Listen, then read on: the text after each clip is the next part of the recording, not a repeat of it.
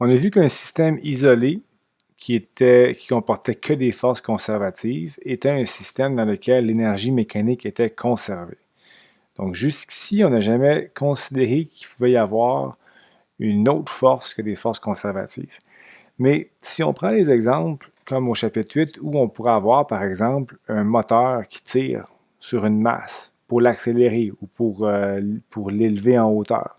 Donc ce travail externe-là qui est fait par une force externe, on ne pourra pas y associer de terme d'énergie potentielle. Okay? Ce n'est pas une force conservative nécessairement. Si j'ai une force externe qui agit sur le système, je ne peux plus parler d'un système qui est isolé. Ce que je vais faire, c'est que je vais passer par la définition du travail net. Au chapitre 8, on a vu que le travail net était en fait la somme des travails de toutes les forces qui agissaient sur la masse.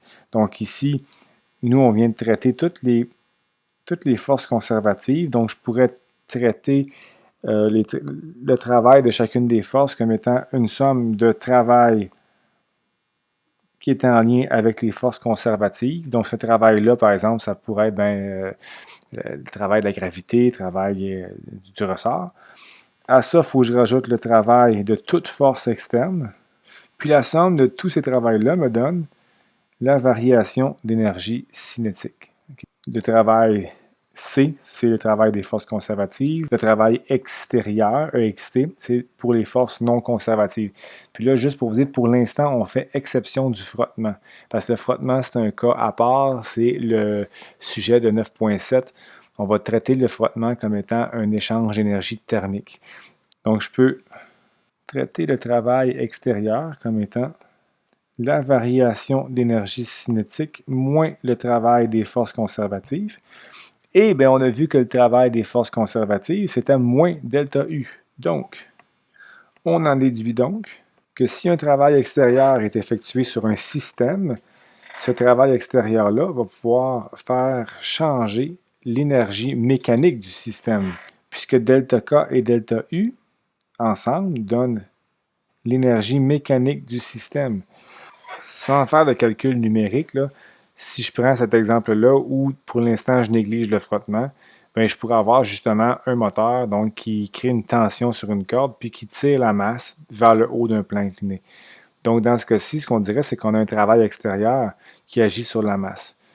Ce travail extérieur-là, je peux le calculer assez facilement. C'est-à-dire si je connais la valeur de la masse, si je connais les vitesses initiales et finales et le différentiel de hauteur, ben, je sais que le travail externe étant delta K plus delta U, ben, tout ce que ça me prend, en fait, c'est donc mon delta K, c'est un demi MVF carré moins un demi MVI carré. Donc, je vais savoir, en fait, ça va me donner, en fait, la variation d'énergie cinétique. Puis, je vais prendre l'énergie potentielle gravitationnelle dans ce cas-ci. Donc, MGYF moins MGYI.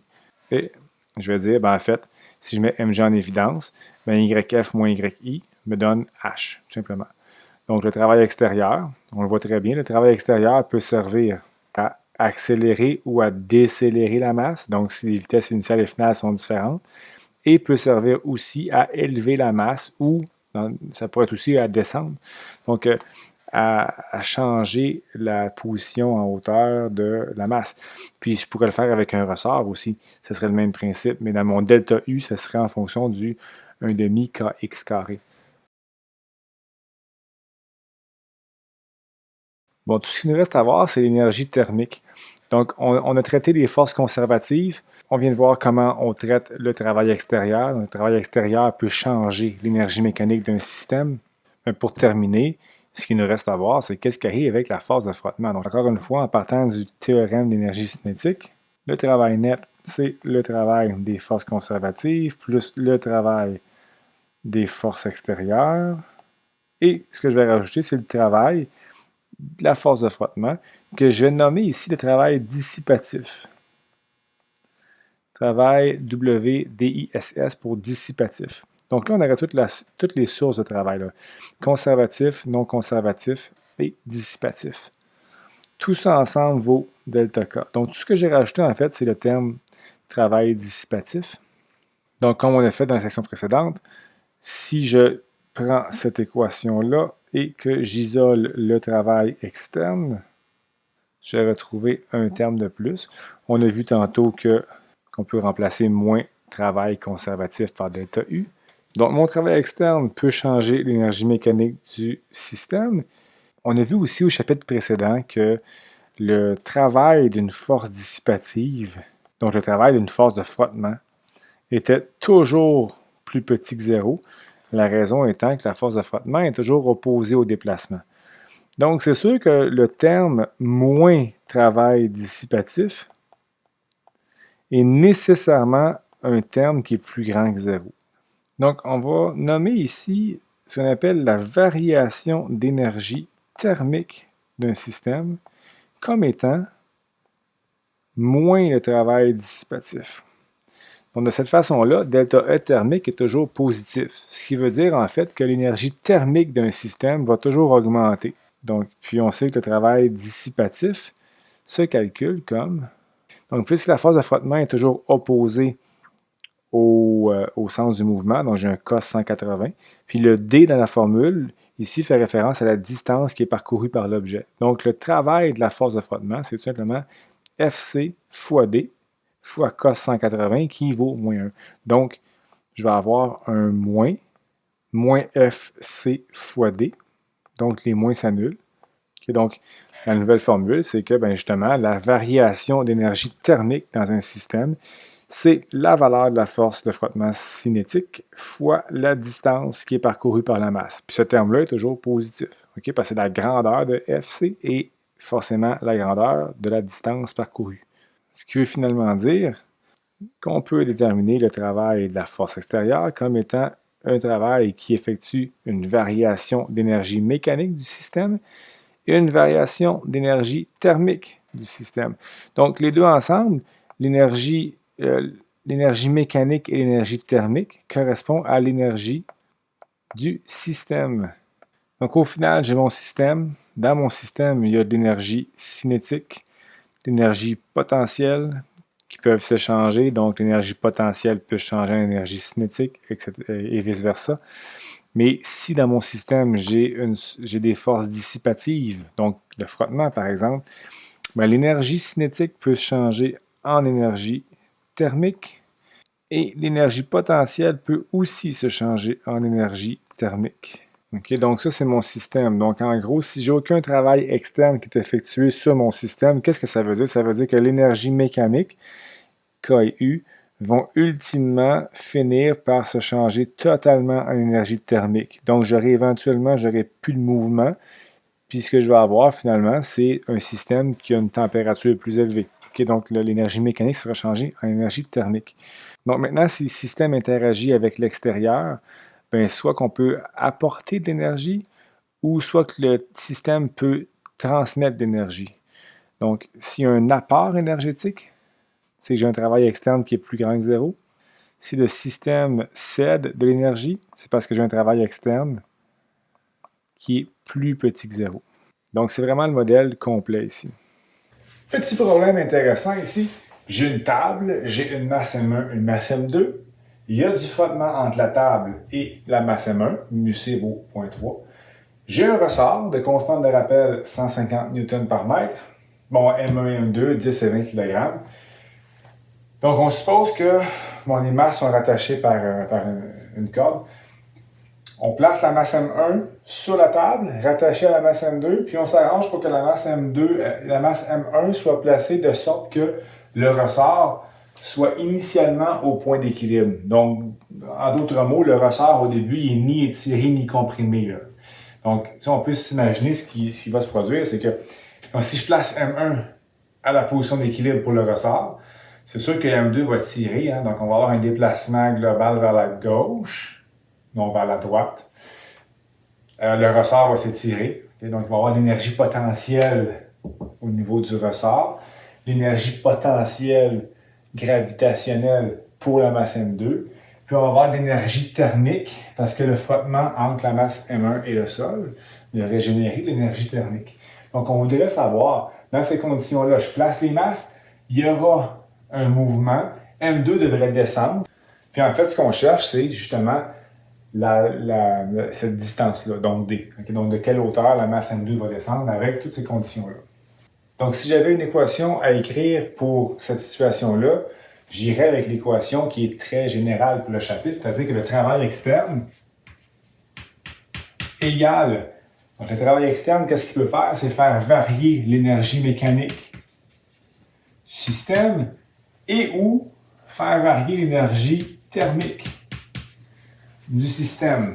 Okay, donc, on va faire se questionner à savoir quelle est l'énergie mécanique, quelle est l'énergie thermique et quel est le travail externe. Dans ce problème-là, je ne vous ai pas mis de force externe. T'sais, on aurait pu en rajouter une, là, mais il n'y en a pas. Donc, ça veut dire que le travail externe, j'ai aucun travail externe. Il n'y a pas de force qui va apporter ou enlever de l'énergie au système. Donc, j'ai un travail externe qui est nul. Donc, ce qu'il va me rester à faire, c'est développer delta E mécanique et delta E thermique. Donc, première des choses, là, je peux les prendre séparément. Là. Je pourrais regarder delta E mécanique, qu'est-ce que ça vaut? Donc, delta E mécanique, c'est delta U plus delta K. Là, avant de continuer, on peut toujours regarder, est-ce qu'il y a des termes qui sont nuls, t'sais? Donc, c'est sûr qu'au départ, je dépose la masse à sa place. Quand je la dépose, je ne donne pas une impulsion. Là. La vitesse initiale est nulle. Puis, si je cherche la distance maximale qui va être atteinte pour la descente, c'est que ça a arrêté de bouger. Okay? Donc, la vitesse finale est nulle aussi. Donc, dans ce cas-ci, je peux dire que mes énergies cinétiques sont nulles. Donc, l'énergie potentielle finale, qu'est-ce que je vais avoir? Je sais que j'ai l'énergie potentielle pour M2, j'ai l'énergie potentielle gravitationnelle pour M2, puis j'ai l'énergie potentielle élastique pour le ressort. Donc, j'ai deux types d'énergie potentielle. Donc, UF, c'est UGF plus UK ou URF, donc gravité, ressort, moins UGI moins URI.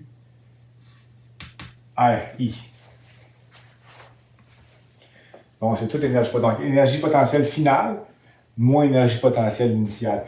L'énergie potentielle finale gravitationnelle, tout ce qui est gravitationnel, ça s'applique sur M2. Parce que M1 ne change pas de hauteur. Okay? Donc, ça ne donne rien d'inclure parce que mon delta Y pour M1, il est nul. Donc, quand je vais faire mon delta U, G pour la masse 1, ça donne 0. Donc, je vais avoir M2GYF. C'est mon YF, en fait, va correspondre à cette position-là. Plus, donc, l'énergie potentielle pour le ressort à la fin. Bien, mon ressort, au début, il est à sa position d'équilibre. On peut en déduire que si la masse M2 descend de D, la masse M1 se déplace, elle aussi, de D. Donc, finalement, mon ressort va être étiré d'une distance X qui vaut D. Donc, ça va correspondre à 1,5 K D carré. Maintenant, pour l'énergie gravitationnelle initiale, ça s'applique encore seulement sur la masse M2. Ça va être MG, ça va être M2G, YI.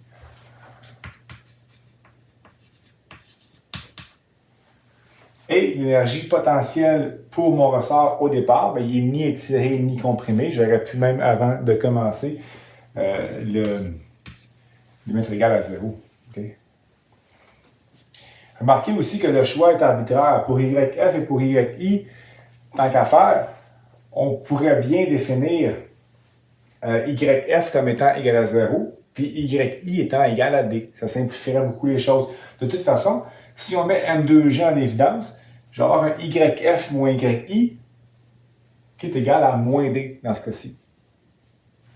Okay, donc, YF moins YI, ça fait moins D. Donc, mon delta E mécanique, s'il n'y avait pas de frottement, puis si delta E thermique valait 0, dans le fond, ça devient un problème, comme on a vu plus au début du chapitre, j'aurais l'énergie mécanique qui est conservée. Donc, je mettrais ça égal à 0, puis je pourrais trouver directement ma distance. Donc, maintenant, ça, c'est la variation d'énergie mécanique. Tout ce qui va se trouver maintenant, c'est la variation d'énergie thermique. Donc, ce que je vais faire, je vais prendre ça, puis je vais mettre juste un petit peu en haut. Bon, le delta E thermique, l'équation est toujours la même. C'est, j'ai une force de frottement. Bon, FC, c'est FC fois D. Donc, c'est tout simplement la force de frottement cinétique, donc en grandeur, là, multiplié par la grandeur du déplacement. Il n'y a pas de moins. Okay? Le delta E thermique est toujours positif. J'ai une force normale. J'ai une force gravitationnelle. Okay? Donc, on en déduit avec une somme de force en Y que N égale à mg. Donc, mg mu c fois d. Donc, c'est pas plus compliqué que ça pour l'énergie thermique. Maintenant, il faut que la somme de ces deux variations-là donne 0. En d'autres mots, si delta E mécanique diminue, delta E thermique va augmenter. OK, delta E mécanique, delta E thermique, la seule petite chose qu'il faut rajouter, il ne faut pas oublier hein, que l'énergie mécanique, mon énergie potentielle était sur M2 et que pour mon delta E thermique, c'est la force de frottement. Donc, c'est M1G. Donc, c'est M1 ici, puis c'est M2 là. OK, c'est important. Donc, la somme des deux vaut 0. Donc, delta E thermique plus delta E mécanique égale à 0. Donc là, le but, c'est d'isoler notre D. Donc, si je mets D en évidence, hein, j'ai un D carré dd, ben, donc la solution à cette équation-là, c'est soit D égale à 0, donc aucun déplacement. Ce n'est pas la solution qui est recherchée ici. Ou encore, je prends toute la parenthèse, puis jamais égal à 0. Donc, il faut que ces termes-là, ensemble, donnent 0. Donc, en d'autres mots, okay, il me reste à isoler mon D. Donc, M2G moins M1G mu C, je fais x2, je divise par K, et voilà. Donc, la distance D, le D en question. Donc, au niveau des unités, je ne les ai pas écrits, mais MG, ça me donne des newtons. Mu C, ça peut être newton. C'est des newtons ici divisé par des newtons par mètre, ce qui fait des mètres. Donc, j'ai un D en mètres. Donc, on trouve un D de 2,2 mètres. Juste apporter deux petites précisions par rapport au problème, parce que je ne veux pas que ça porte à confusion. Le 2,2 mètres, c'est la distance que M2 va effectuer en descendant, puis que M1 va effectuer vers la droite. Donc, dans ce problème-là, il faut faire attention de penser que, oui, je vais aller voir au moment où la masse M2 a descendu de 2,2 mètres, mais si on laissait le temps évoluer, hein, parce que la situation n'arrête pas là. C'est pas vrai de dire que M2 arrive en bas à 2,2 mètres, puis tout arrête. Okay? C'est juste, c'est un point, c'est un extrémum. T'sais. Ce qui va arriver, c'est que M2 va descendre de 2,2 mètres, mais le ressort, maintenant, il est sous tension. Il fait une force de rappel. Donc, si le temps évolue, maintenant, le mouvement va se faire à l'envers. M2 va remonter. On va finir par avoir un mouvement d'oscillation, puis M2 va monter et descendre. Donc, combien d'oscillations, j'ai aucune idée, il faudrait le calculer. Mais dans ce problème-là, ce que je calcule, mon 2,2, c'est juste pour la première descente. Donc, l'autre précision aussi que je vais apporter, c'est que, comme dans le chapitre 5, si j'avais donné une valeur pour μs, on aurait pu vérifier si le système se met en mouvement. Parce que ça aurait été possible aussi que je place M1 puis M2, puis que j'ai un Fs max qui est assez grand pour maintenir le système à l'équilibre. Avec les bases que j'ai choisies, si on calcule M2G puis FC, ou Fs max, bien, c'est très plausible que le système se mette en mouvement si j'ai un μs qui est assez élevé. Donc, c'est certain que le but ici, c'est pas d'aller voir cette partie-là. J'assume qu'il y a du mouvement, donc je vais voir qu'est-ce qui se passe après une première descente. Mais évidemment, le problème pourrait être bien plus complexe que ça, mais donc, pour l'instant, c'est suffisant.